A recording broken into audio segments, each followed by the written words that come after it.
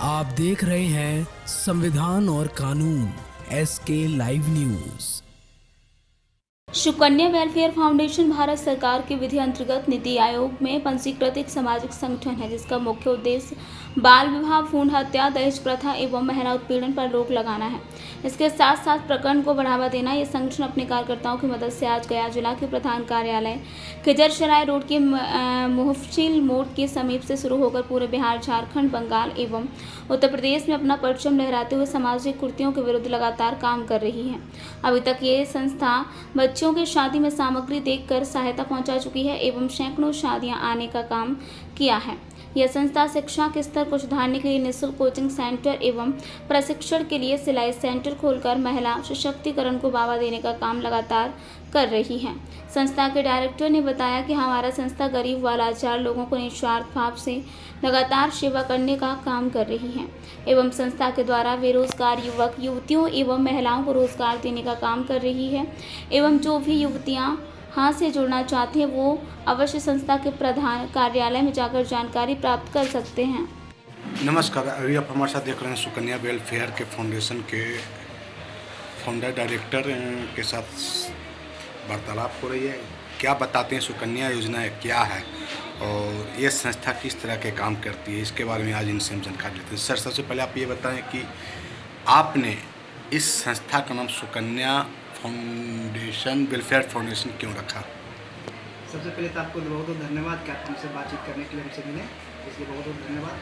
Sukanya welfare foundation नाम इसलिए मैंने रखा कि सुकन्या के मतलब होता है कि महिलाओं के लिए वृद्धि करने का नाम होता है, इसलिए सुकन्या ये सर्व समृद्धि के नाम होता है सुकन्या वेलफेयर फाउंडेशन। इसी के साथ हम लोग काम कर रहे हैं।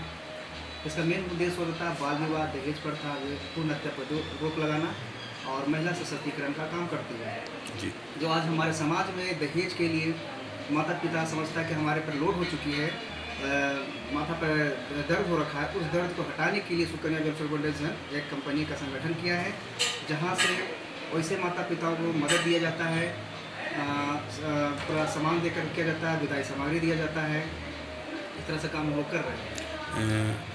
जो ये संस्था के द्वारा किन लोगों को आप मदद करते हैं, कैसे और कहाँ से इसकी फंड आती है? इस संस्था की मदद हम लोग करते हैं, हम लोग से जो मेंबर बनते हैं उन्हीं लोग सब लोग मदद होती है। कुछ हमारे दुकानदार लोग होते हैं, सज्जन लोग होते हैं, जैसे बड़े बड़े उद्योगपति हो गए, वो भी गरीब बेटियों को एक सहयोग देकर करते हैं, जहाँ सब लोग उनसे सहयोग लेकर हम उन सारे गरीब बच्चियों को शादी करने के लिए सामान, विदाई सामान खरीद कर हम शादी में हम लोग सामान देते हैं।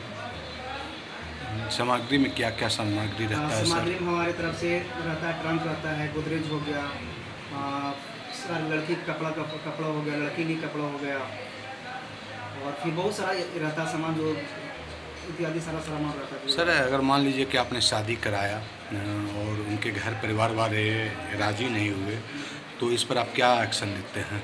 शादी तो हम लोग खुद नहीं कराते हैं। शादी जितने भी होता है संपूर्ण से होता है, जिसका एज मिनिमम 18 साल होना चाहिए, लड़का के 23 साल होना चाहिए, तो सारा पेपर्स लड़की लड़का सहमत होती तब हम लोग शादी कराते हैं। हम लोग जबरदस्ती की शादी हम लोग नहीं कराते। संस्था की आगे क्या उद्देश्य क्या है?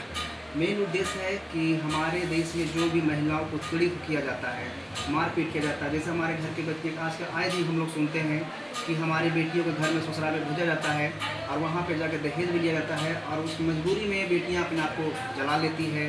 तो उस चीज़ को दूर करने के लिए संगठन क्या करती है कि एक मददगार काम करती है, जहाँ पे सामान तो देते ही देते हैं और साथ ही साथ हम लोग कानूनी सहयोग भी देते हैं कि किसी भी तरह से ससुराल में उसको प्रताड़ना किया जा रहा है तो उस पर आवेदन देगी तो हम उसको सहयोग करते हैं, कानूनी कार्रवाई भी करते हैं। और जो लड़का लड़के होता है या लड़की लड़की जिसका हम बीच में हम लोग काम करके उनको हम सहयोग कर देते हैं, ताकि लड़कियों के भी अपने आप को मजबूत फील करें। और इसका मेन हम लोग को होता है कि हम लोग इसीलिए हम लोग कहते हैं कि हम लोग शादी के साथ भी हैं और शादी के बाद ही हम लोग आपके साथ सहयोग कर रहे हैं। सर, क्या इस संस्था में किस तरह के युवक और युवतियाँ यहाँ काम करती हैं? हमारे पास सभी कास्ट के, सभी जाति धर्म के कार्य कर सकते हैं, लेकिन जिसकी शर्त ये होती है कि वो 18 साल की पीएम होगी। हम लोग नाबालिग बाल विवाह बाल क्या बोलते हैं उसको, बाल श्रम वाला काम नहीं करते, ताकि हमारे पास जुड़े और ये चीज़ को दूर करें। तो हमारे तरफ सभी वर्ग के युवतियाँ काम आके कर सकती है, इसको अपने पैरों पर खड़ा हो सकती है। आज हमारे पास लगभग देखा जाए तो 200-300 फुट पर वो व्यक्तियाँ काम कर रहा है। आप भी देख लो कि हमारे ऑफिस में व्यक्तियाँ काम कर रही है, उसको अवसर भी मिला हुआ है कि अपने पैर पे खड़ा हो सकती है, स्वावलंबी बन सकती हैं। इस तरह से हम लोग काम करते हैं। हम चाहते हैं कि हमारे देश में जितनी भी लड़कियाँ हैं या लड़के हैं वो हमारे संगठन में जुड़कर अपना पार्ट टाइम या फुल टाइम करके अपना पैर पर खड़ा हो सकते क्या हैं। किस तरह से आप यहाँ पर जॉब देने का काम करते हैं, उसकी हमारे सैलरी पास क्या होती है? हम लोग क्या होता है सर कि हम लोग गांव-गांव में शिक्षा भी देते हैं, जहाँ पे टीचर की व्यवस्था होती है, टीचर की हम लोग दे सकते हैं। और भी हम लोग तो कोचिंग सेंटर खोलते हैं, सिलाई सेंटर खोलते हैं, और हमारे ऑफिस में भी होता है, कोई कंप्यूटर ऑपरेटर के हम लोग दे सकते हैं, और हम लोग फील्ड में फील्ड मैनेजर का ऑफिस दे सकते हैं। बहुत सारा ऑप्शनल है, यहाँ पे हम लोग काम करवा सकते हैं, कर सकती हैं लड़कियाँ, अपने पैरों पर खड़ा हो सकती हैं, सारा चीज़ है यहाँ पर। परिचय अपना दें। मेरा नाम सनोज कुमार है, यहाँ के डायरेक्टर हम लोग हैं। धन्यवाद। खबरों के लेटेस्ट अपडेट के लिए इसी तरह हमारे साथ जुड़े रहें और इस वीडियो को ज्यादा से ज्यादा शेयर करें।